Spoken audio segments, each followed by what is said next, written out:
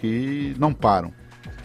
Pois é, Edivan Martins. E aí, em meio aí a todo esse caos, né, o maior jornal aqui do estado não poderia ficar em silêncio. E hoje, o Jornal da Tribuna do Norte traz um editorial na sua página principal, ali aos cidadãos potiguares. E nós pedimos licença agora. Peço licença a você, Edivan Martins.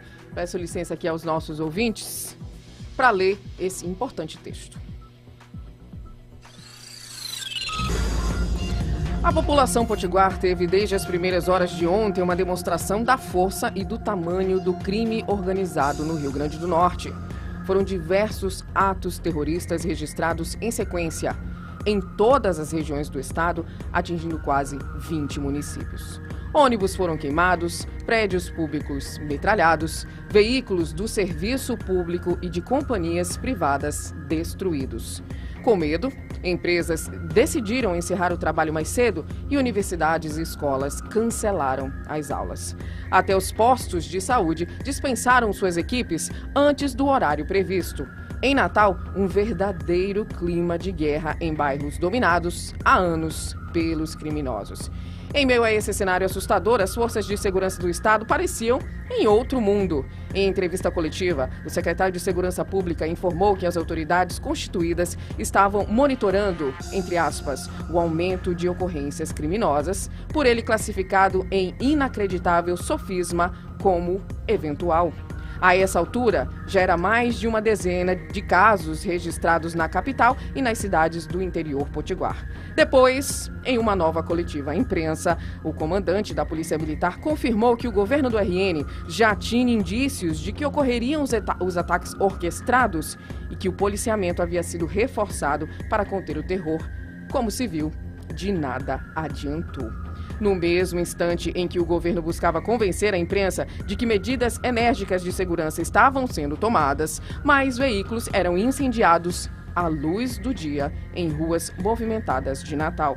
Uma desmoralização completa para um estado cuja economia sobrevive principalmente às custas do turismo e que deveria ter o combate à criminalidade como prioridade para não perder a sua galinha dos ovos de ouro. Mas, de tanto repetir a narrativa de que esta é uma gestão de diálogo, o governo do RN parece esperar para dialogar até mesmo com os bandidos, respeitosamente denominados pelo comandante da Polícia Militar de cidadãos infratores. Pior, impossível.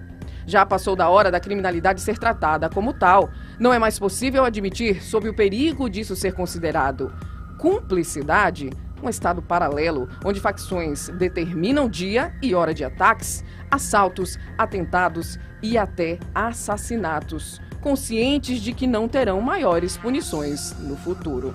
O Rio Grande do Norte precisa que os bandidos sejam expulsos do seu território ou devidamente presos.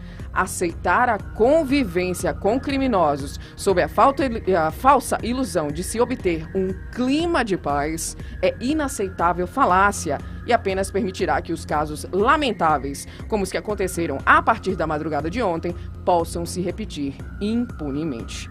A governadora Fátima Bezerra, reeleita pela população em primeiro turno sob a promessa de que o melhor iria começar, fez até um duro pronunciamento em relação aos ataques. A gestora repudiou os atos terroristas, classificou como inaceitáveis os episódios de violência e prometeu que os criminosos serão responsabilizados no rigor da lei. Não haverá impunidade, finalizou Fátima. Isso é o mínimo que o cidadão de bem espera agora, que o Estado cumpra o seu papel e passe finalmente a tratar bandido como bandido. Por enquanto, está tudo dominado pelo crime. Disse tudo. O editorial da Tribuna do Norte disse tudo, fez um relato jornalístico em cima de fatos, em cima do que é o pensamento da maioria da sociedade potiguar, da sociedade norte-riograndense. Porque as informações, a equipe de estratégia da Polícia Militar sabia dos indícios, tinha informações com relação aos indícios de que o fato ia acontecer e não se preparou à altura para enfrentar a força do crime, a força da bandidagem, a força das facções, a força do crime que avança no Rio Grande do Norte sem ninguém ter capacidade nem condições de conter. Foi uma operação da polícia inoperante aí. Depois que montou uma estrutura insuficiente, os incêndios já estavam nas ruas, os ataques às pessoas e aos cidadãos já estavam nas ruas, instituições públicas sendo queimadas, sendo vítimas de bomba molotov. A polícia, mais uma vez, não conseguiu parar, porque a madrugada inteira foi de municípios novos sendo vítimas, sendo alvo dos ataques das facções.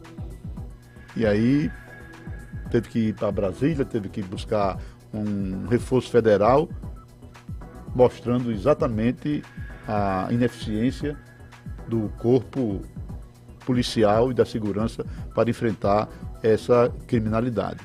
Em Brasília, a voz que se levantou com mais firmeza foi a voz do senador Stevenson. E ele fala um pouco com propriedade, além de ser o integrante da polícia. Ele apresentou, que a gente já disse aqui, emendas importantes e vem cobrando do governo porque é que o governo não sai do canto e não usa os recursos que foram enviados para o Rio Grande do Norte. Pura incompetência. É pura incompetência. A equipe técnica do governo não tem condições de driblar um pouco da burocracia, ter uma equipe eficiente para reforçar a segurança pública com emendas vindas do governo federal.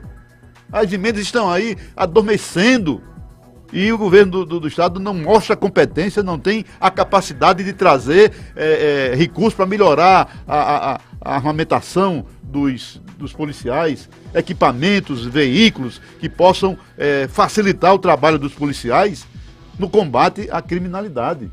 Não, nem tem estrutura para colocar um efetivo necessário que o Estado precisa, um efetivo insuficiente para uma facção, para grupos criminosos que avançam e que se equipam muito mais do que a polícia. Chega no município do interior, tem lá 3 ou 4 policiais, coitados. Às vezes com um carro com um pneu careca que anda 1 quilômetro e os bichos fura com uma piúba de cigarro.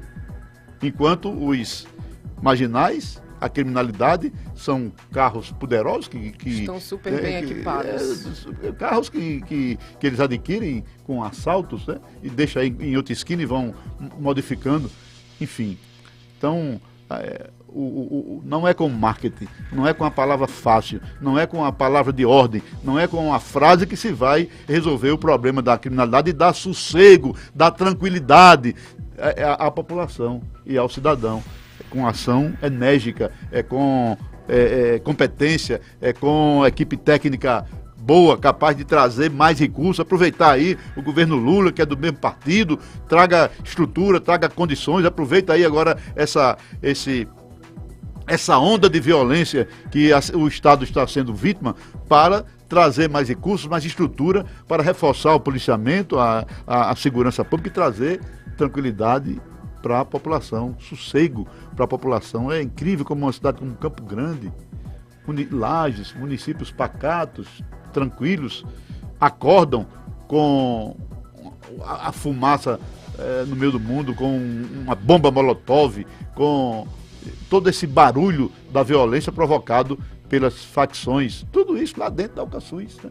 Lá dentro ali da Alcaçuz, lá dentro dos presídios, a ordem, a estratégia, a mobilização, a movimentação, o incentivo, toda a estrutura para que isso aconteça nas ruas, sai dali, né? Dos presídios.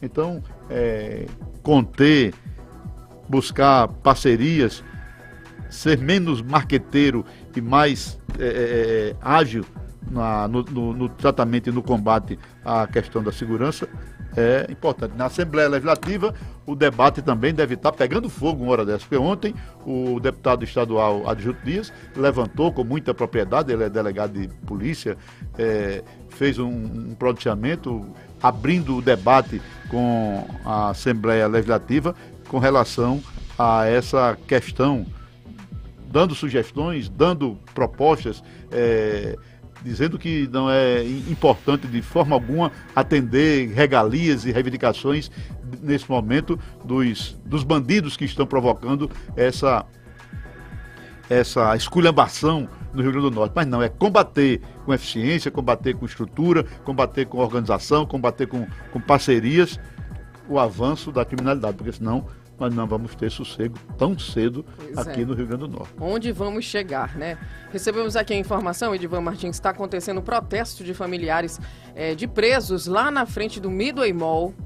O Ícaro Carvalho se deslocou para lá, nosso repórter Ícaro Carvalho. A gente vai entrar em contato com ele aqui ao vivo daqui a pouquinho, depois aqui do nosso intervalo comercial. Mas, deixa eu falar de coisa boa antes da gente ir para o nosso intervalo. Conheça o melhor combo